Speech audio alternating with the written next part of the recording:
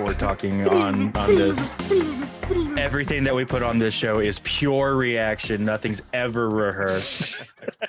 Dude, yeah, talking about never rehearsing. Yeah, we'll talk about that here in a second. Because with that, I want to welcome everyone into Crashing Game Night. My name is Matt, your host, as always. We are joined by John Cena over here, apparently. John Cena. Oh, we can't see him. Our version of John Cena, Gerard Barrera. Oh my god. What's up, baby? How y'all nerds doing? Thank you for joining. Thank you for watching. Bro, did you ever see the interview of him on Graham Norton where he actually said that was a mistake, that he did it wrong? Yes. Oh yeah. And his buddy was the one that dared. His brother told him like how to dance and everything, just get into it and everything, but he's just like this. He just did it all wrong. And it just stuck. And that is the babyface one, Theo Walski. What is up, everybody? So real quick, since you went that route, right? I want to honestly, because he is actually a super nice guy and does a ton of charity work. Mm-hmm. I want to give John Cena congrats because last night was his 20th anniversary for WWE. He's been around for 2 decades. Damn, dude. So they had a little thing. Damn, John, you're getting old, dude. Just like the rest of us. You're getting old. Right? Bro, congratulations to John Cena. And I got to tell you, man, like your whole journey through the WWE, if you guys ever see his like behind the scenes, like how he came up. Oh, yeah. Dude, every step of the way, that dude like worked for his matches, worked for the limelight. And like I watched the segment they did for him last night on Raw. Like I watched the replay of it. Man, he about broke down crying. Like he is that thankful for the fans and everything that he like. It was truly heartfelt. And when I say he does a ton of charity work, right, is that for the Make-A-Wish Foundation, he has by far accepted the most wishes at over 650. Wow. Oh, really? He beat out yes. Damn, I forgot who it was. Who the he does not he doesn't say no. Like for instance, like heck, he found out about a kid that fled Ukraine and was over in Poland, I think it was. Mm-hmm. And he wasn't too far away, and he basically made the trip to go see the kid. Nice. Wow. So I mean, he's one of those guys that I never get tired of seeing him do good things or talking about good things because he generally cares. Like he even flat out said in the segment, he's like, he wouldn't have been doing 2 decades of WWE had it not been for the fans, because at any one of those times in his storyline, like he said, coming up, right, they could have hated it and turned on him. And then WWE would have been like, well, we can't book you anymore because you suck. We can't go with you. So right. He's very generally like just a good guy overall. He's likable. Like, yeah, he's a very likable guy. I've heard nothing but good things of whenever someone's like asking for an autograph or even when he's getting kind of berated too. Like the dude like really keeps his cool for the most part. Like with the paparazzis or even like overzealous fans. Like he's always kept his cool from what I heard. Yeah, absolutely. So I know part of our weeks were not the greatest with all the news that has taken place, but outside of that, how's everyone's week? Bro, I'm like burnt out, to be perfectly honest. Like really? I need like some mental health days. In plural. Well, just so burnt out, bro. Just a couple more weeks. I know, but it's 3 weeks. I know. 3 weeks for Comic-Con. Yeah. No, my weeks have been getting a little rough too. Like I don't know what it is, but I like the last actually both days this week. I felt like I've just been berated and like put in a corner. Like I'm in punishment, like just been like constantly yelled at by every customer. Like every phone call was like a war, and it's just been exhausting. So sorry, no, it's okay. It's just been rough, but like the last couple of weeks has been consistent. So where I kind of get what you're talking about. Like, dude, it just a builds. weekend isn't enough. Yeah. Like a vacay sounds really well, good. I mean, other countries Matt, do 4-day work weeks. True. Well, I mean, So Matt's awesome. definitely felt this before too. Is like you're spending your weekend to catch up on the crap that you've been needing to do that you tried to do during the week that you couldn't do. It's called adulting. Yes, I just freaking hate adulting. Can adulting end, please? Like adulting should be a 5-day work thing. Like weekend, there's no adulting. Dude, okay, so you were talking about your jury duty beforehand. Yeah. Dude, there's a TikTok making its rounds right now where a guy is basically saying that jury duty is stupid and that you're going to basically summon me after you basically caught a guy for doing a crime to try and convince me and my peers, who my peers are dumb, that he committed a crime. They should basically make jury duty a full-time job and that you actually go to like law school to be a juror. I think I've seen that one. I think I saw that. It's hilarious, but he like makes some very funny. good points. It's he made a very compelling argument on why it really should be a privatized, legitimate job. Correct. You know, make it in that case, it should just be the 2 lawyers and the judge who's also been practiced in law anyways. So you should only be convincing the judge. Yeah, right. Or at least, or let's say in front of 3 judges, so that way that there is still a majority vote. So a tribunal, but that reduces it from 11 to 3. Hold on, but case in point, though, something like that didn't go too well for America this past week, and I do want to address this before we get into everything because there's some of our followers on TikTok that have generally asked, because they're not in America, so they don't understand what this all means. So, yes, I know part of this episode is going to be kind of Star Wars themed. I hate to go there, but it was like last week, pretty much millions of voices cried out in pain because Roe v. Wade was in fact overturned.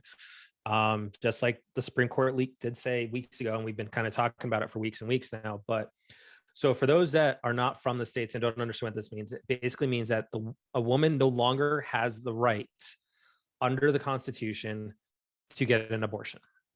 Regardless of what you may agree or disagree with it, that's just that it was a woman's autonomous right. Once that went into play, several states here in the US had trigger laws ready to go into effect that made an abortion illegal, and in some states made it punishable by a felony of up to 10 years in prison. Some states have gone as far as to make IUDs and birth control illegal now because they prevent the implantation of the embryo and stuff. So millions of women around this country have been protesting since it happened. And rightfully so, regardless, like I said, whether you agree with it or not, it is, we've been saying it we just need to support the women in our lives, and we need to voice that and be their allies, stand with them and let them guide us, not try and mansplain and be like the rich white guys that are trying to explain this away. But furthermore, what's more troubling, and this is where it also does affect the CGN family in some way, shape, or form, is that Clarence Thomas, one of the judges on the Supreme Court, did say that the court now needs to relook at several cases. And one of those is same-sex marriage and same-sex relationships and contraceptives. Now, none of the others just followed along with that, but what he's essentially saying is that, good friends of ours like Austin and his fiance can now be targets for this. Gamer, who's another part of the family, who's from the tester and stuff, he can be targeted now if a state decides to go for it. There's now precedence for it. And a senator, I don't remember which southern state he's from, has now called for Brown versus Board of Education to be looked at again, which is what desegregated schools here in the United States. So they're looking at pulling back all of this. So this is why, for those around the world that are seeing these protests that are happening and seeing so many people stand up, and pushback is because basically the quiet parts are now being said out loud, and there's a lot of rights that are now potentially under target now. So please, if you know anybody that support, reach out to the women that that are in the States, and your family members and your friends, check in on them, because this is a very, very hard time for them. Thankfully, companies like Dick's Sporting Goods, the company I work for, is standing up, and for anyone that their employees that live in a state where this is now outlawed and they need access to an abortion, the companies are reimbursing the travel, and they're going to make sure they get to where they can go. The Department of Justice has already basically come out and said, well, guess what? This isn't going to apply to the military, because we will restation our soldiers to where they need to get access to this stuff. So we have people standing up to do the right thing, but it is a trying time. So like I told my brother-in-law when it happened, I was like, hey, just be careful, because women may be on edge right now, that you may see them acting in ways you normally wouldn't as a friend. And it's because they just had their rights taken away.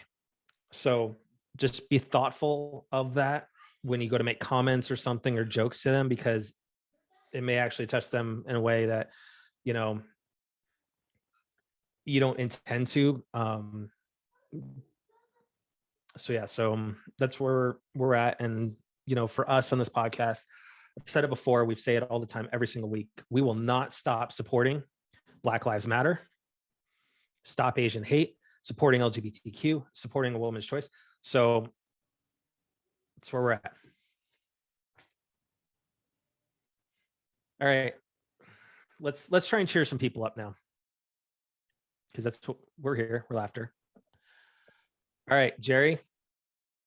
Theo hasn't finished Kenobi. I have not. Oh, where did you leave off? Episode 2. Damn. Yeah. But guess what? I had 6. I had 6 on the background while working today. So Wait, you skipped 3, 4, and 5. No, I played all 4 throughout the day, but I didn't necessarily get to pay attention to it very well. Okay. So, but I said we could definitely talk about it today. We're gonna talk some Kenobi because we need to. Jerry, thoughts on the last episode? I thought it was like the truly the culmination of the show. I mean, I think a lot of people were prematurely giving it a lot of a crap because of the Leia actress and like it, Kenobi chasing a kid. Honestly, I enjoyed the whole show. I thought I don't think it was like overtly spectacular, but I felt like this was, I think, one of the most solid like storytelling Star Wars shows we've gotten. So really quick, I don't know if you guys would agree, but I would kind of say, even though we're recording this only like 5 days after it's not being posted until later, I think we can do a spoiler kind of review. Spoiler light. Yeah, we can. That's fine. We can do spoiler light. I mean, get at it, dude. Get at it. All right, so let's get at it. Tell the people what you like about it. Dude, that lightsaber battle was epic. But the getting to the final episode, just I think brought it all together. Yeah, that final battle, really like it was so nostalgic. Finally, like seeing Kenobi and his power with the Force, like at full, like full on reconnection. Power. Yeah, reconnection. Yeah. I mean, it was a lot better than seeing him get thrown around like a rag doll by Vader. But granted, it was a great highlight of how well Vader has been doing since his teachings with Obi. Dude, rewatch that fight. Yeah, because that's why Kenobi, I feel, is the best all around Jedi. He's a great fighter. He's great with great with the Force, but he's also very tactical. And if you rewatch that first fight, he is consistently assessing to get an advantage because he knows he can't win that fight at that time. Right, because he's still not having that connection, and he's making sure that he can survive that fight. Right, but that's also why I enjoyed that first one because it showed more of his tactical and clever side, and then final episode, then Kenobi was back, kicking the booty. Oh yeah, and then the ultimate like Easter egg that I was just like, oh my god, that was such an amazing tie-in was the scar. Just you and I forgot to talk about that. And like that's what I was going to bring up tonight is that you see how Vader gets his scar from that you see at the end of Return of the Jedi where he's got a scar right there on the top of his head. You actually get to see how that happened. That was from Kenobi. That's we crazy. finally get that tie-in to that line in New Hope where Vader says, "When I left you, I was but the learner. Now I am the master." And you get to see why that line now makes sense. Yeah. You know, it's because back then he still saw Kenobi as, I mean, that's why he called him master. He still called him master. Yeah. And that's why the Emperor questioned his loyalty. Like, he quit too. I was like, oh, that was great. That was a good one. Good line. That was such a manipulative.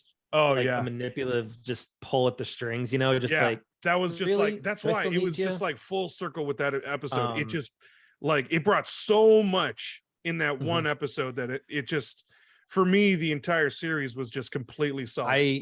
I love it because you are seeing really the birth of the rebellion right there. And that's the other thing, dude. O'Shea Jackson, I feel like got probably one of the best parts out of the show. Because if you think about it, the way they were presenting him, he could technically jump from show to show helping the rebellion because he could be like maybe one of the first generals and I love that it has that potential, and especially that he had like a young actor like him has that potential to like grow with not just the series but the franchise, you know, like all of Star Wars. Like he could be a new and cool character. I love the callbacks too that we had to like when Kenobi's fighting, like, you know, and he does that whole pulls the saber back and puts his fingers out that we're just so accustomed to seeing. Just seeing that thrown out there. That was more that was also more mind games. That was that was straight up going. That was awesome. It was go. Like, okay, and, like I'm back. And it was just actually that was such a good move too. And more so, we got to see why Kenobi was so regarded as a swordsman, essentially, you know, is that we see him do things during this fight he's never done. Just the way he's spinning the blade behind, like a lot of that true behind the back and rotations into place and using the force, but then also the same thing, like he can't kill him. Right. Like he's had now that's what's 2 so opportunities to kill Vader, you know, both as Anakin and whatnot. And I think the tie-in to Kenobi's line, right, in New Hope, where he says, you know, or not New Hope, but Return of the Jedi, rather, where he's just like, you know what, you know, that whole Anakin ceasing to exist, like that all got tied in together with Vader saying, I killed Anakin, you know, and that all ties in so many little plot that never got filled in with the original trilogy got filled in. Yeah. So I've rewatched that episode now 3 times. It was so great. And then so like, good every time. The fact that like he met Luke, great tie-in, you know, it was unbelievable. And then of course, dude, Qui-Gon. Dude. Qui-Gon. So great. Oh my God. They had to. They absolutely had to. Yep.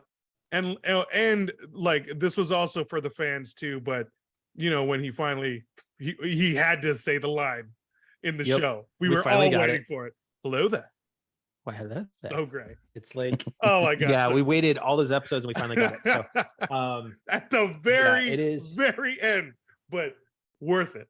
Totally worth it. It was so worth it. And honestly, like I have to give it to Jon Favreau and Dave Filoni. Yeah. Because they have like there's been times where like I get like kind of get bored of Star Wars. I'm like, it's something else coming out. Kind of like a more like even worse version sometimes than where I'm at with Marvel, like Jason is. But Dave Filoni and Favreau have really. Theo and I are good. We want it all. We will consume it all. We want to watch it all. We're good.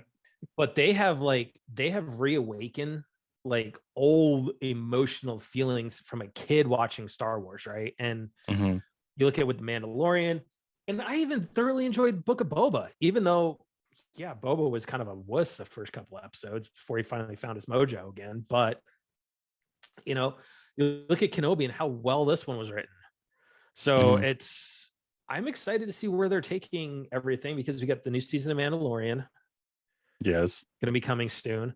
You've got what's his face? Andor. Thank you. I was trying to remember Andor's name. We've got Ahsoka coming. And apparently, Ahsoka's bringing some. She's bringing some heat. Great characters. Yeah. Some heat. Yeah.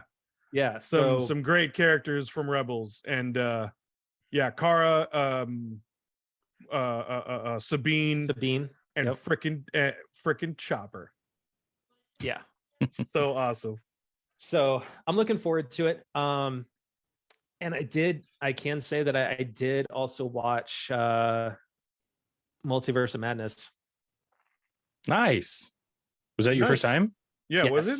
Oh, yeah, because it's on Disney Plus now. So it's like, I bought it for free. It was good.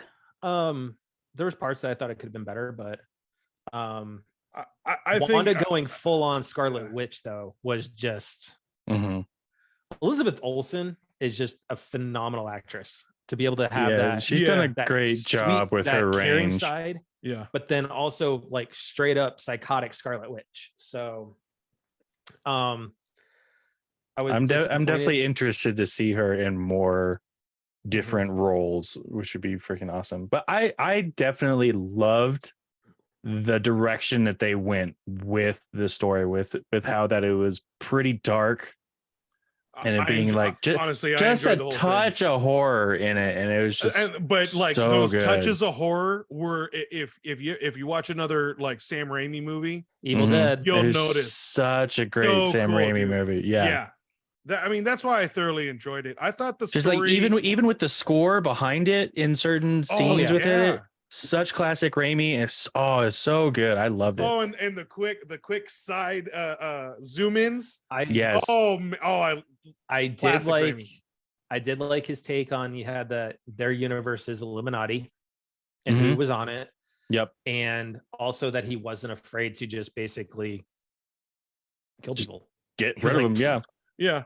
They're dead. Working with like Black Adam. But dude, that was harsh. And news about that. It's just like you freaked out. That Black Bolt. Sorry.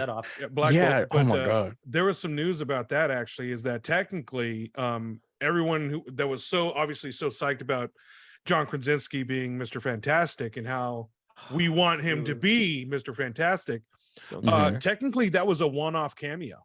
Yeah. Supposedly, yeah. Yeah. And then all the mock-ups with like potential of his wife playing Miss Invisible or whatever her name is. Emily Invisible Woman. Yeah, no, Emily one, but the Invisible one. But yeah, those were all Sue Storm. Yeah, Sue Storm. Those were all Photoshop and stuff like that. Nothing was for that. Yeah, those were all like. But that would have been amazing to have the two of them as the pair. Oh yeah. Because I mean, them acting together have really good chemistry on camera together. The only thing that kind of catches me off guard with his particular portray, like, granted, it would not be the same with him without a beard, but I feel like seeing that character with a beard is a little different.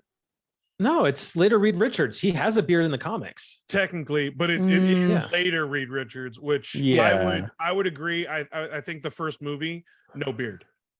Yeah, if they do it, I think honestly at this point, the only people I could see playing Reed Richards at this moment is either A, Krasinski, who we just saw, and he looked the part, or Ian Grofeld, who played the original Reed Richards in the original Fantastic Four. No, he's too old. Well, he's too old now, but I mean, those I are the only still two think people he that really just see it. didn't play a good Reed Richards though. No, he was a good filler. Well, he was a good Reed Richards for he's the still a good 2000s actor. Was that but more the I don't writing? think- Was that more the writing, or was that actually him? Because No, I still felt No. like his actor's mannerisms just kind of like didn't quite mesh well. I still want Chris Evans as Johnny Storm back. Like just him showing up. I would definitely accept that. I would accept that. I like the idea of Zac Efron. Really? Yeah, as Storm, as Johnny Storm. Okay, so since it's been put out there in the internet universe or whatever, would you prefer Efron as that or Wolverine? No, not Wolverine. Okay. No, Johnny Storm. No. Dude, what about Daniel Radcliffe? No, no, absolutely not. People are actually pushing for Carl Urban. Carl Urban. Yeah, but he's too old. He won't do it. And he's got the boys. Yeah, I was saying he's got the boys right now, so I mean, it's gonna take a lot of. No, it's gonna take a lot of coin for that. You're gonna have to consider it's gonna be a multiple picture deal, and with those multiple pictures, you're gonna be one of the characters that's the most agile and most likely gonna have a lot of stunts. So Carl Urban would consider it. I don't think he would do it. Probably not, because I mean, he talked about like doing the stuff on The Boys has kind of pushed him a little bit, and there really isn't very much in The Boys. Can we just get Hugh Jackman back? That would be great. Also, don't think he would do it. I don't think so either. I think he's more than willing to come and make like a big cameo or big. Like, no offense to him, I think he's too old for it. But yeah, no offense to him, I think he's too old. He's too old for those diets and like trying to destroy his body in a way. But look at that face though. He hasn't aged. It's true. Like he ages very well, and I mean, like I think he's too old. I just don't want the veiny body. Like let him plump up a little bit. Come on. From what I heard, I hope Pablo. Yes. Oh God, I know what you're trying to say. Pablo Schreiber, I heard is the most recent one with the rumors of being Wolverine. I could see him playing, but I would like to see some renders and maybe a test. But I don't think he's got the jaw for it. I mean, like he's certainly put on the muscle, and I mean, like, and I feel like his range is still limited. Like with what we saw in Halo. With Wolverine, though, you're the loner, reluctant anti-hero at times. It doesn't take a lot of range, and that's already in his wheelhouse with Halo. How dare you not say that it has a lot of range? How dare you, sir? Well, no, I mean Hugh Jackman gave it so much range. because to be perfectly honest, he gave it so much range. He did make alterations to the character. Fair. Because when he got hired, he researched the animal Wolverines. But I mean, like, how do you feel about like? Because I mean, like Wolverine, I'm sure we would agree, like it's mainly a brooding type of character. Do you really feel Pablo Schreiber has a brooding feel to it, or just kind of like like that? But I feel like he's got that like distrustful face type of feel. Somebody that's kind of close to height appropriate for Wolverine, though.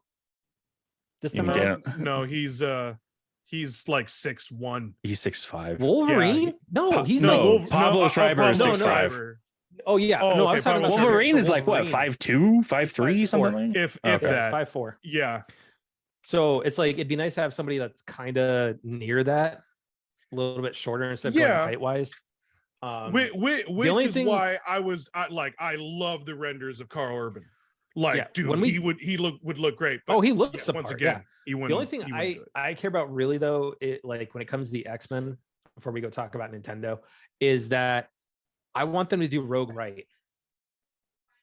Oh, they've already spoken about that. They've actually said like, no, we're considering every character and the comics of the character. And they were like character, like actually have Captain Marvel. That might not be, because I mean, for the MCU, they've been altering origins and obviously timelines. Wouldn't that be awesome though, to actually see Captain Marvel showing up? And I that's how Rogue gets her powers. I don't think so, because they posed Captain Marvel's powers too much as like cosmic, where it was more Kree power that she absorbed, and she ended up getting the flight from it. So I honestly feel like they're going to alter the origin a little bit. Yeah, it'd still be fun. Because case in point, with Kamala Khan, they did the same thing. She does not have the same powers. They altered it a little bit. All because of how they structured like the Kree and the otherworldly like stuff. That's how they're kind of tying in those powers, I guess, which I feel works for the MCU. It's not necessarily like straight from the comics, but you know, I mean, it works, but it works. Yeah, and I'm in. Like, I can't wait to keep. I'm still watching Miss Marvel. I think it's fun. I didn't watch last week, and that's what I said, Jerry. Like all the actors are perfect for their roles. Oh yeah. And every casting choice is perfect. That actress, for me, that's Kamala Khan. I love Bruno. And I love the guy that plays Bruno. I mean, so good. And that's the funny thing is, she was a huge like Ms. Marvel fan and a huge Marvel fan. Oh, dude, out of college. This is like her first acting gig. Did you hear about like the behind the scenes stuff, that she actually got into arguments with Dave Filoni and Favreau? Like, no, that's not really? in the comics. No, not Filoni and Favreau. You're thinking Kevin Feige. Oh, yeah, that's right. She got into with Feige. That's right. Yeah. She same house of but she was like, no, but different house. This is for the, but that's for the MCU. Like, yeah, it was so funny. So yeah, she's a big fan. So that's cool. Some of the way some of the writing is though, that's my only disappointment, is the way they've written parts of it, but everything in terms of the actors themselves and the roles they were cast in, everybody's perfect. I love that part of the show, is that everyone is like, it's like themselves. Like, they didn't have to actually make a character. It's just like, that's who they are. That's why I'm comparing it to like Homecoming. I keep getting that Homecoming feel. Like it's in the high school. It's supposed to be fun and light. Like, I'm enjoying it.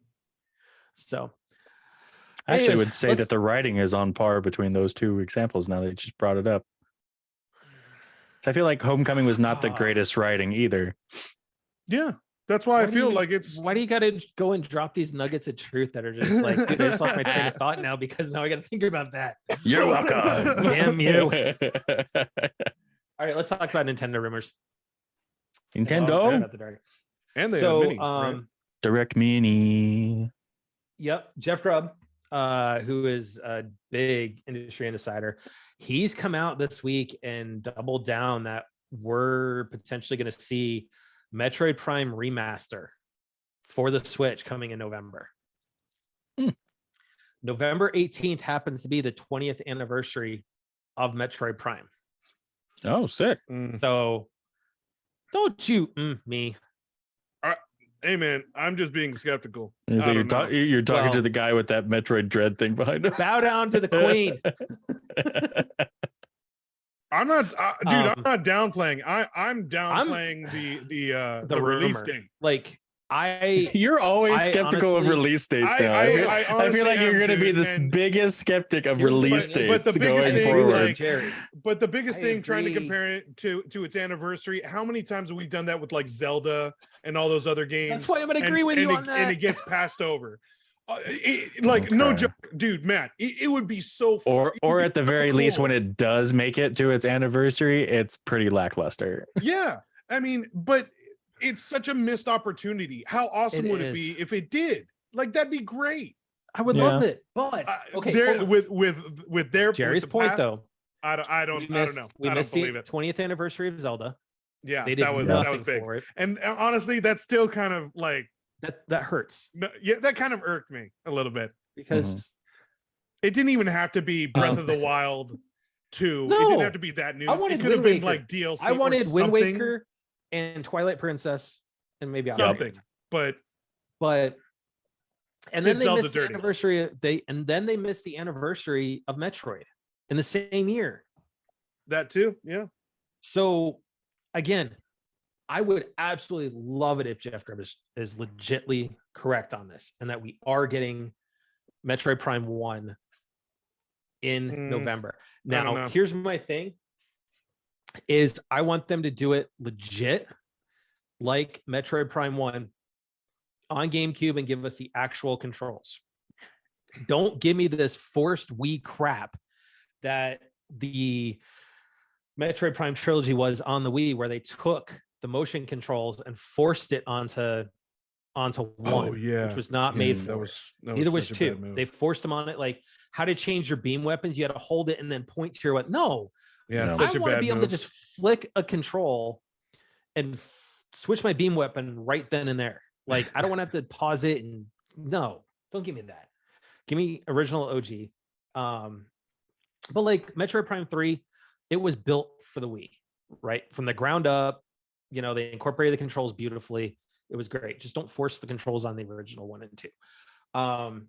But I would see, honestly, if they don't come out with the anniversary, I foresee it probably coming within 6 months, give or take a month, of when Prime 4 comes out. Because then you basically get everybody's, get the anticipation, get them reintroduced to the franchise that's been gone for so long. And you get it right there before 4. So we'll see what happens. Last 2 years for anniversaries for Nintendo haven't been great unless your name's Mario. Right. It's, honestly, as recognizable as Mario is, I would say Link is just as recognizable. Oh yeah. So many opportunities for that. So today we had a Nintendo Direct Mini, lasted 25 minutes. It was a partner showcase, so nothing that was actually first party Nintendo stuff. So no Bayonetta 2, no Breath of the Wild 2, none of that stuff. It was all partners, which I know we're all disappointed because we keep wanting to hear information on Breath of the Wild 2, and we're not getting it. So, but what we did get, I think, honestly, we'll run down everything on it. I think this was a very well-rounded Direct Mini, that there was something in it for everybody. Like, you may not have liked all the games in it, but there was something in there for you. Because we were talking a couple, I think the only people that were left out that shouldn't even be on Switch, really, in my opinion, anyways, is FPS. There was no first-person shooters. Yeah, but the Switch isn't really a first-person shooter. Exactly. Console, it shouldn't be. But I'm just saying that was like kind of the only demographic that was left out. Yep. So real quick, for the fans of Monster Hunter Rise, the new DLC, Sunbreak, is coming the end of June. And they laid out where they're going with it. So they're doing free title upgrades in August, the fall, winter, and then 2023. They haven't said what they're going to do.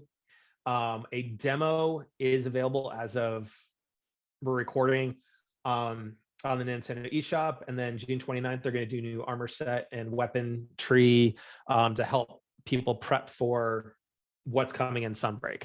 So it's kind of like what Destiny has done in the past, with different weapon tweaks and stuff leading into the new expansion. Sweet. Now, right after that, though, the surprising title was Nier Automata. God, that's a game that it's like Grand Theft Auto. Like, just continues to get a new edition. Yeah. Even though it's still the same story, some additional skins, some Switch exclusive skins that are all white. They look really good. They look really good. But like it's another facelift only in a piece. So it's like maybe one eye that got lifted. Right. So that's coming October 6th. Then the first of several console exclusives. This was a shocking at some of those. Let me pull it, Jason. Exclusive. Right. You have plenty of times to do that, Theo. So warm up now. But Lorelei and the Laser Eyes, it's coming out in 2023, which, by the way, the direct was everything that's coming out within the next 12 months. So they prefaced it as everything coming out in 12 months, you're going to be able to play. So it's a console launch exclusive puzzle, adventure, murder, mystery type game, which it looks kind of interesting. I might actually take a look at it when it comes out. It seems fair. Those kind of puzzle games. And an ode to Nintendo and their eShop, a lot of these games, and Microsoft should learn from them, is that they're usually accurately priced when they come out. Yes.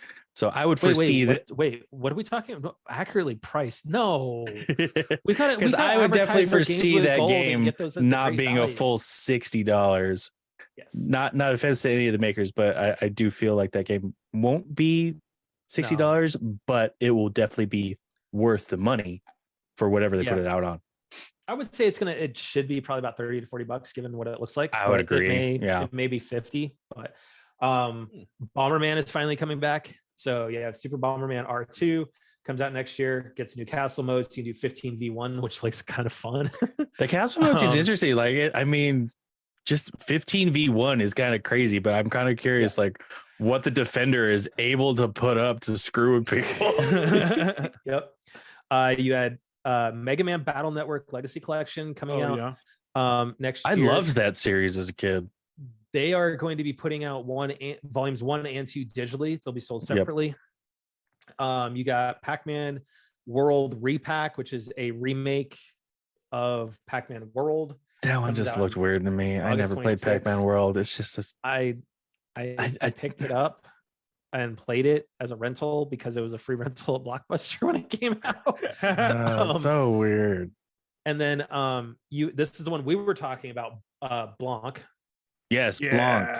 That was great looking indie game. Yeah. And it is from Gearbox Publishing. So the publishers of Tiny and Tina, Borderlands. Oh, cool. It is a console exclusive. Exclusive. Coming in February. It's text-less based gaming. So there's no text or anything, and it's just you're enjoying the world around you. It's solving environmental puzzles. But that's the black and white to it. A huge thing to go for, like to convey emotion and everything without any kind of text or any. Really, it's a told story, and just to do that, and even to do that through animals as well is just going to be huge. It's all. I'm so excited for that. Yeah, it's all interpretation. Yep. Then we had another console launch exclusive in Return of Monkey Island. Exclusive. So Return of Monkey Island is coming out sometime this year. They didn't say when. That was actually pretty surprising, especially given like we haven't seen a game like that since what, GameCube? Something. Oh no. I mean, so the art style reminded me. I forget the name of the game. What was the franchise though? The franchise itself has been dormant for a long time. I've actually never even heard of the franchise before. Well, it first came out for like what was it? Lucas Arts. Yeah, it was originally Lucas Arts. Yeah, that's right. So it was a computer game. Well, I don't remember what console it eventually came out. And I think it first came out like on Sega Saturn, and then eventually I think there was a 64 game, maybe. Something. I don't know. But like that's how long ago it was. Yeah, it was a long time ago. And then one game that I'm kind of excited about, we finally got to see a trailer for it and a little bit more info. Mario+Rabbids, Spark of Hope. Man, that looks way better. That looked pretty good. Dude, they added a lot more to since the first game. The fact that you can hit 3 enemies at once. But and also the free range movement before needing to attack is pretty cool. Like I really and the environments look way larger too. Oh yeah. But you can already do free range movement in. Oh, can you? In the first one. Yeah, that's the whole phase. Is you have the the dash thing too. Area. You do the dash thing. No, that was a move to like get into cover. No, you can do dash. You can dash into enemies. Oh yeah, that's right. But it did cost a move though. Oh, I don't remember that. So the dash move that they put in, they've upgraded it for this one. But like, I mean, from the first game. In the first game, you slide, you hit them, and keep on going. So if they're in your path where you can get to a spot, you can hit them. Because Mario can do. Is it Mario or Luigi that can do 2 hits in one go? You can slide into 2 enemies moving into your spot. I think that one's Mario. Might be Mario, but yeah. So that we know is coming October 20th, and Bowser's actually going to be a playable character now. Bro, the freaking bazooka that he launches out in that preview was cool. He's most definitely going to be a tank. Like that's awesome. Yeah, he's going to just sit there and go. Bring it. And I love that the Rocket. freaking bazooka looked like a tower from the castles and everything. Oh, that was so good. So you had Little Noah, which released today. It's a side-scrolling action adventure procedurally generated seemed game. interesting, like with getting the familiars and groups and the different kind of play styles, like the way that kind of played through, especially with how you could see the familiars kind of look like spirits or whatever, but affected the play. Yeah, and the way that they affected how you could like maneuver and how you attacked and everything was really interesting to see. Then you had Railgrade coming out in the fall. Which one was Railgrade again? It was the train. Oh yeah, the building. Oh, yeah. No, thank you. Yeah, no thanks. The next one. I usually feel those games belong on PC. I feel like playing those games with a controller doesn't work very well. Depends on the game, but yeah, generally. I mean, would you play SimCity on a Switch over a PC or Mac? Really? Well, Matt's nodding his head to our listeners. My first iteration of SimCity was the Super Nintendo. Oh, that's console. That's not handheld. That's the same thing, dude. What are you talking about? It's still a controller. Switch is still a controller. And then I feel that that's different. No, I think you need mouse for these kind of simulated games. No. Okay, so like I'm half no, half yes, because I could play with a controller, just not handheld like the Switch. Well, that's why we've got the we have the Fixture S1. Not to plug OS or anything, but that's why we have the Fixture S1. We can put it on top of the. Still no. I would need a bigger. For that, it helps. Need like a. The S1 helps for comfort for sure. That's the biggest thing about it. But the screen size. I've played SimCity 2000 on my Vita. Okay. And this is where I will agree with Jerry. It needs to be on a TV if I'm going to play it on my Switch, because the tiny screen. For See, something docked, like that I get. Docked, I get. Like handheld, no. That game not good for handheld. I could do the original SimCity from the Super Nintendo on handheld Switch, because that was not really all that complicated. You didn't have ground. You know. So you had it'd be like playing Minecraft on Switch. Kind of, sort of. Yeah. Minecraft. Field. Yeah. Field. Anyways, you had RPG Time, The Legend of Wright, coming out August 18th. That one looked really cool. Like where you're kind of drawing out the story as you're moving between the pages. Yeah. I thought that was very innovative. It's been done before though. Like I've seen that in other games, that exact thing, even where like you're interacting with the story by drawing things specifically, and it changes based off of what you draw. Yeah, you're right. I guess. So I mean, it's certainly been done before. Genie, but yeah, kind of. Concrete Genie Pixel Opus. Such a good game. Anyways, then we had Sonic Frontiers coming out on holiday. I'm still on the fence as far as that one goes. I'm still against all 3D Sonic games. I'm still against all 3D. But this one I was like, okay, good. You're for gonna them. buy it, aren't you, Jerry? No, you're gonna buy it, aren't you? No, but I'm the same way. I don't feel right about 3D Sonic games, but this one looks like it might be okay. It might work. So I hope it's successful. I do like how much attention they put into the landscapes and everything. Like that looks really awesome. That was where you're traveling through moves. Yeah, like you can upgrade moves, and then like the portals where it's pretty much like, it's kind of like old school Sonic. I hope it does I hope well. It works. I hope it does well for the sake of those fans that do like the 3D. It's like, honestly, it is like Mario games where you either like the 2D or you like the 3D. Yeah. Because I lean towards the 2D ones. I still lean towards the 2D as well. Mario Odyssey is really good. I still lean towards classic OG side-scrolling Mario. My all-time favorite of Mario's will still be Super Mario World 3. Always be 3. Mario 3. Super Nintendo, Yoshi for the first time. Yup.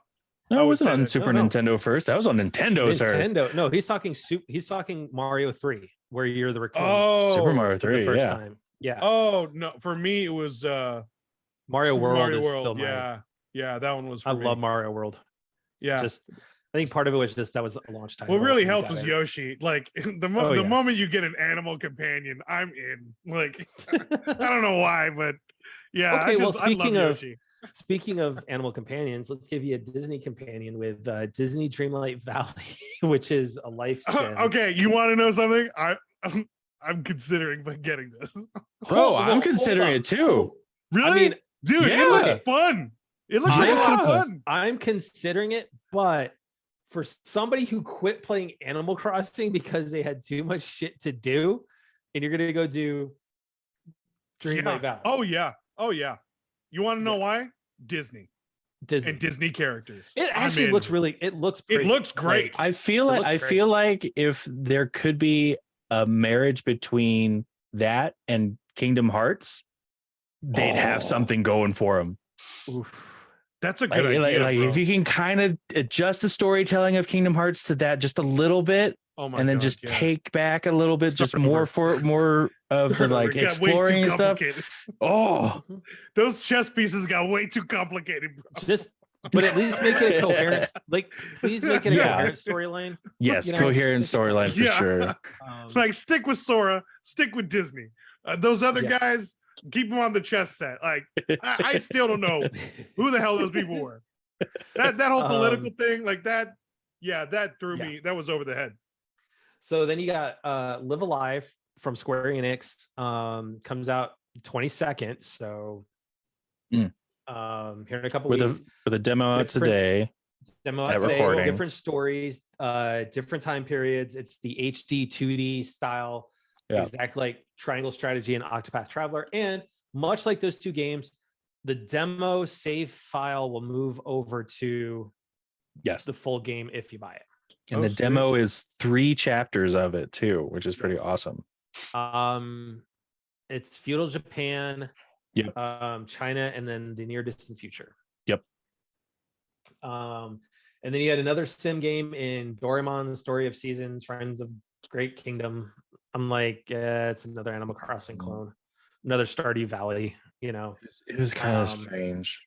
Yeah, I'm not familiar with that character either. I'm not either. So then you have Minecraft Legends, which we know is coming next year. We already saw that in the Xbox showcase a couple weeks ago. I gotta say again, like the way they upgraded the world in Minecraft, like the way they made the grass look, for it to be a box type of world and like a pixel type of world, good. They're giving it a lot of like life to it. Like they're being very clever with it. That's what happens when you ever since they started introducing ray tracing into it. Like as soon as they threw in ray tracing into Minecraft, they just everybody loves it with how much detail there is. Like, you still have certain boxes, but everything else is very detailed. Yeah, it's Microsoft money.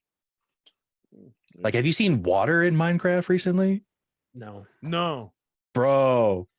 Find a video, look at it. It's amazing with the ray tracing and everything. You should check it out. It looks like real water. They had treasure hunting Dragon Quest comes out December 9th. And then they had a little montage clip thing right there. They introduced quick ones, Sky coming in October. I'd be interested to see how that runs because that thing is graphically and procedurally big. Oh, I bet it's scaled down a lot. I bet. Yeah.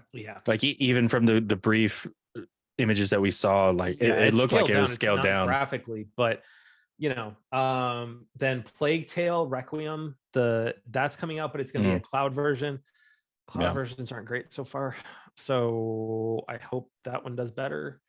They had some game called Captain Velvet Meteor: The Jump Plus Dimension. You have Portal Companion Collection. That was interesting. It is available today. I love Portal. That was very interesting. I'm hoping that runs well on the Switch. Is also one of the very few games that I've played to completion. Wait, really? I've played Portal and Portal 2 to completion. And that's so funny. Out of like maybe the 5 that I have. I've actually never played them. dude. I played a little. It wasn't for me. I just. Oh, really? Oh, I always love found the them puzzle with interesting. it, and just like especially with in 2 that they introduced the mechanism to make yourself go through both portals in order to increase speed and launch yourself. So good. Yeah, I kind of and missed then the mark on that. Around that time, I wasn't big on first-person So, games. Theo, did you already buy it then for your Switch? No, I don't need it for the Switch. I have it on PC. It's fine. I Oh, don't then need to you're you don't rebuy want it. to take Yeah, it. you're You don't good. want I don't to need take to it to rebuy it. tournaments. No. And then you had Harvestella from Square Enix, another life sim game, but it's got an RPG element to it. So when you're going out in the wilds, you're fighting enemies to get resources to build your village up. The nice big highlight for those fans of Persona, and everyone was questioning why they weren't coming to the Switch back when they were debuted on the Xbox Showcase. Persona 3 Portable, Persona 4 Golden, and Persona 5 Royal are all coming to Switch. Persona 5 Royal is the first one. It'll be coming October 21st. Oh, sweet. So for Persona fans, there you go. You don't have to quit. You don't have to keep asking Atlas why. So, and then they showed off, some stuff right at the end, the game's now available, but like Fire Emblem Heroes 3 Houses within there. And I just want to just cap this off, right? Let's look at the year Nintendo's having right now. Like, as the little engine that could, because graphically we've all established it can't keep up with an Xbox or a PlayStation. But you've got Fire Emblem 3 Houses come out this year, Mario Strikers, Switch Sports, Kirby. You've got Splatoon coming out in September 9th, Xenoblade Chronicles 3 coming out July. You've got Pokemon Scarlet and Violet coming out. If you go look at the for those with press access, if you go look at Nintendo's press site, you will actually see that Bayonetta 3 and Breath of the Wild 2 are still listed as 2022 titles. Even though we know that Breath of the Wild 2, they talked about moving that to next year. But overall, dude, Nintendo is just cranking games out. I think they're very well spaced out. And I think this entire year is probably their most solid year. Oh, yeah, definitely. Yeah. So, I think they've been very strategic and tactical on a good side of their releases, their new console, obviously with the OLED. I think they've been doing it I think they've been staying focused and just, staying solid, man. Their sale that they're running right now on their actual first party titles is pretty decent on what they have. Link's Awakening, Mario Odyssey. I mean, because Mario Maker 2. Right now, really, both consoles are in a lull. Microsoft had their Halo. Their big PS5 and Xbox is a total lull right now. Right now, what are they waiting on? We had like 2 good months of releases between April and May. Yeah. Right now we're at a lull, which I mean we're not complaining. We're getting through our backlog. Thank you. Right. But along. Wait until we go back to what we've been playing, because speak for yourself about. Speak for yourself. Speak for yourself, sir. But in the upcoming months, like we have some good releases coming out, but with Nintendo, they've had like literally a month ago, every couple of months they have this month stuff. They have this, 2 months prior, like they had this coming out. They've been like very consistent and very impressive. I guess technically their only quote unquote lull for this year so far is technically this month and next month, but they had the mini this month. That kind of helped it a little bit. That kind of gave, it kind of gave it a little life, Well, no, Mario Strikers a couple of weeks ago, so it was still in June, I think. But still, right? It's still kind of that they are just keeping enough momentum going just to keep it going, and Nintendo's doing what Nintendo does. But it's the right amount. They give you that right amount of taste to make you want more. It feels like they're still on. They're on. It kind of feels like they're on top right now. Now, I just want to put this out to Doug Bowser. Just hear me out, Doug. Okay, I doubt you're listening to this, but if you do, can you put a Nintendo store in LA, please? Because just having it all the way in New York City, and that stuff is only accessible in New York City. A lot of people aren't traveling to New York City. That's coming. I mean, Bowser, coming. if you're really a big So fan, if you're a big fan, put it in Colorado for us, please. Just put it in the center. Just put it in the center. Put it in Denver. We'll help you find the real estate for it. The so they're getting coming, though. They're getting the Super Mario World store at Universal when they open up. Yeah. Mario World. No, I'm talking about an exact clone of Nintendo New York City. That store and all its merchandise. I want that in LA because then at least once a year I'm able to go to it instead of having to figure out how to get to New York City, which don't tempt me. I may actually just fly in one night, go up to the store and fly back the next day. That's so funny. But yeah, we need one closer, on the western side of the things because Nintendo New York is awesome. Like if you're ever in New York City, that is something you must go see. It is super cool. So that being other said, than the Eiffel Tower, the Sears Tower, Main no, Square, you're talking Times Square. Times you're talking Square. The Empire State Building, the Sears Towers in Chicago. Oh, okay, yeah. God, you're starting to talk like that Metropolis one. and Gotham, man. But I mean, anyways, purely for me, just because I'm not a big city person, I didn't think those were that great in that city. But okay. Times Square was honestly a lot smaller than I had pictured. Really? Times Square is small. Dude, I thought it's not that big. I felt it's only a couple blocks. Yeah, but still, I had that little moment, well, okay, I get it. Yeah, but you make that one. You make that one turnaround, and that's pretty much it, though. That's the thing. Okay, yeah. You're right. However, the Disney damn store, sure not gonna eat or like shop there. Maybe shop at one or two places, but all those other places, Bubba Gumps and all that, you're not gonna eat there. The Disney store was cool. Yeah, that's your story. Disney store. Sweet.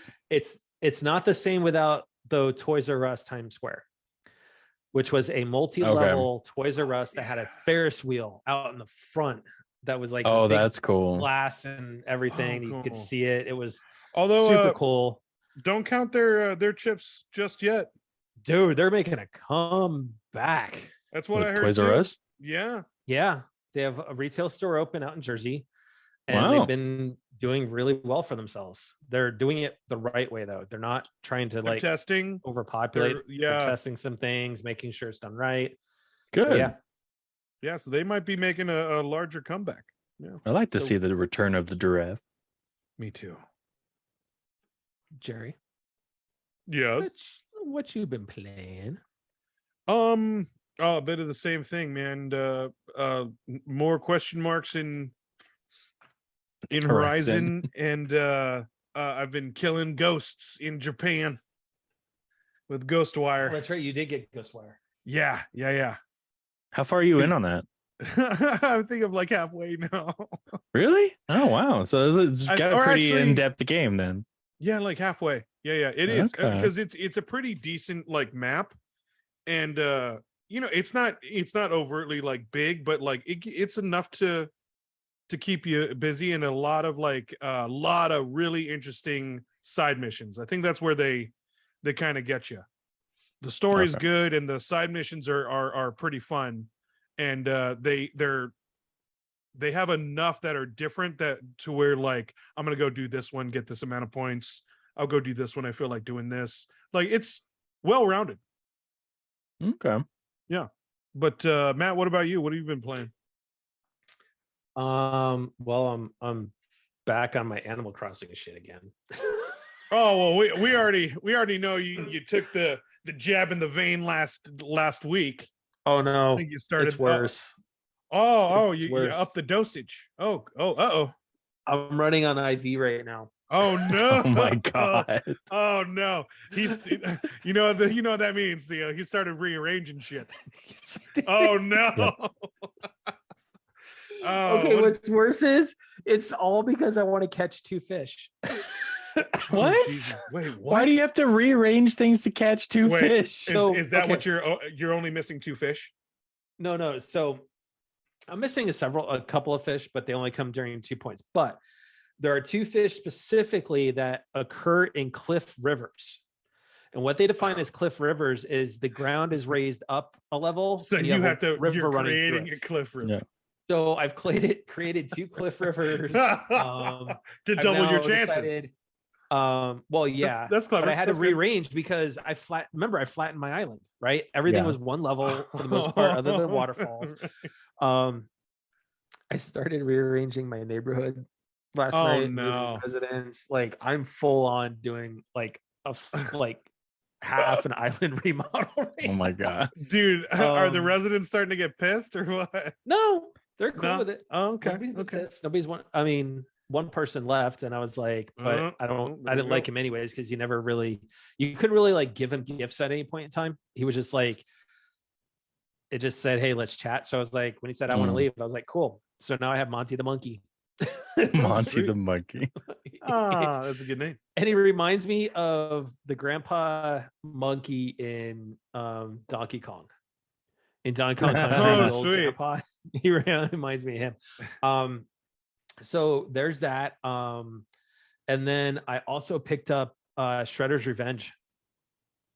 Oh, okay. Jealous. And I played it on both Switch and PlayStation. I'm so jealous. And I think the Switch version is better. Oh, I can't wait. I'm gonna There's get mine, but there is a slight lag on the PS5 controller.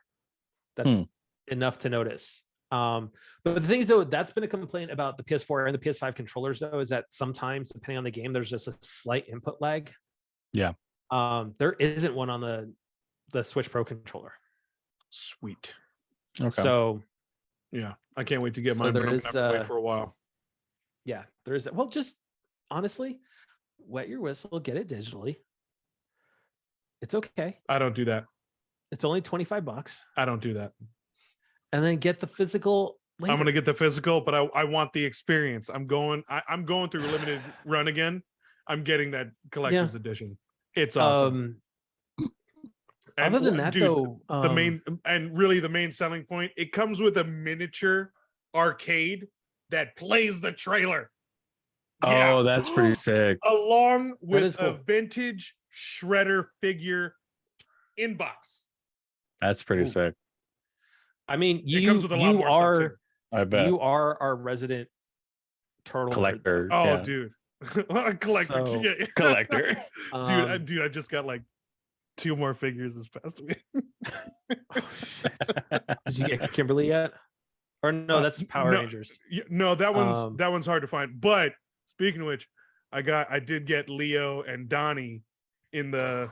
Oh, dude, it looks so good. And then I got the Thor: Love and Thunder run Groot. Oh, sick. Nice. Yeah. Yeah. You and I are going to be on a mission for those Funko TMNT Power Rangers. Like, we'll be in line. I'm sure we're going to be getting calls from Matt. Pierre already told me we're going to be getting calls too. No, you're good.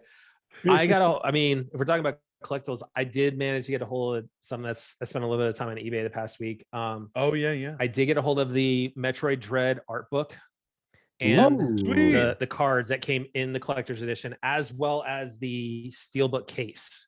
Oh, sick. wow. So they were selling it without the so game. pretty much, yeah. Nice. So I was able to get those in for less than the good full find. Buying the full game and whatnot. So since I already had it digital, I was like, I don't need the game itself or anything. But and then I told Jerry this. I was so excited on this. We know my love for Top Gun. We know that is like my favorite thing, and I collect the Tomcats. I've never once heard this ever talked about. Right? I was able to get hold of Iceman and Sliders F-14. Oh, nice. Yeah. I remember you talking about you were eyeing that. I waited too long because the company I usually get my F-14s from sold out of them, or almost sold out of them. And then they decided to move them over to eBay. They had them for like $2.25, and then before I could jump on it, because it was like free shipping, so I had only been paying honestly $30 more than list at that point. So that's not that much of an upsell. But that's awesome. You were a little more than 10%. But the company itself put it on sale. Sweet. For $120 plus $28 for shipping. So for pretty much $128, close enough to half off. Well, no. So their original list was 170. So for almost $50 off. Okay. Yeah. I just have to wait for it to be shipped over. It's actually coming from China, where the company is, and whatnot. So, all right. So yeah, so that's on its way. So I now have Maverick and Merlin, Iceman and Slider. I'm happy. Sick. So, dude, good find. That's awesome. Since we're talking about collectibles, I'm going to show a recent Funko edition. And this is why Theo hasn't been playing any games lately. Just because we know how ridiculous I am with Funko Pops right now in general. Oh, Lord. It's Sleeping Stitch. Is that's a hot topic? Yeah. Yeah. Oh, God damn you. It's so adorable. So dang it. With that, now that we've done Collector's Corner. Dude, that's so cool. Right? Hey, new segment. It's not Collector's Corner. I think we just created a new segment, boys. Yeah, I think so. It's going to be like, oh, how much money did the boys spend this week? Yeah. God. Well, then, while we're at it, I also did get a new amiibo this week. Nice. Oh, cool. Byleth. That's from the Fire Emblem, right? Yeah, this is Byleth from Fire Emblem Three Houses. Cool. Yeah, so I had some coupons from Best Buy. It's like $10 off, so I got them for $5. Oh, sweet. Sick. Nice, yo. And then I have new shirts coming. I got new shirts from PlayStation and Nintendo this week too. So, oh, cool. New Ghost of Tsushima, new Zelda. I got to shirt. check out the PlayStation store. They got some new stuff in. They got some new stuff. New Last of Us shirt. So, anyways, so with that, as an announcement to those gaming companies, if you ever want free marketing, we definitely gladly take free apparel and swag. Like, we will wear the crap out of them for you, I swear. Yes, please, please. So with that, I want to thank everybody for crashing game night with us tonight. Hopefully we give you a little bit of laughter in these depressing times right now for a lot of people. So please, guys, like I said, just make sure we're checking in on everybody. If you did like what you heard tonight, please make sure to hit that subscribe button on the platform of your choice, or head over to crashinggamenight.com, check all the back stuff there, and you can see where you can subscribe to there. But right now, I think more than anything, what I normally close with, please, guys, just in these times right now, we need to listen to the immortal words of Bill and Ted. Be excellent to each other, and then stay frosty. That's right, everybody. Stay frosty. Stay cool. We got to show our support. We got to, continue fighting the good fight. Our women need their voices. Black Lives Matter. Stop that Asian hate. Please support your LGBTQ plus community. Once again, guys, it's getting a bit nastier out there. So I think we need to all watch out for each other. Exercise some more patience and compassion again, and let's help each other out there, please, and continue showing support. Other than that, thank you, nerds, for joining. Thank you for watching. Hope we shine a little bit of light on your day. So enjoy. Getting into character. Get into character. No. Let's do this. My man Theo. Man, it just does not have the same feel. It doesn't. No, it doesn't. I need that hype. All right. So you know what? And now, for my man Theo. There you go. There he is. My man. Thank you all out there. Thank you for watching. Thanks for listening. Until next time, TTFN. Ta-ta for now. Good night, everybody. Hello? This isn't my wedding, Jerry. See you guys.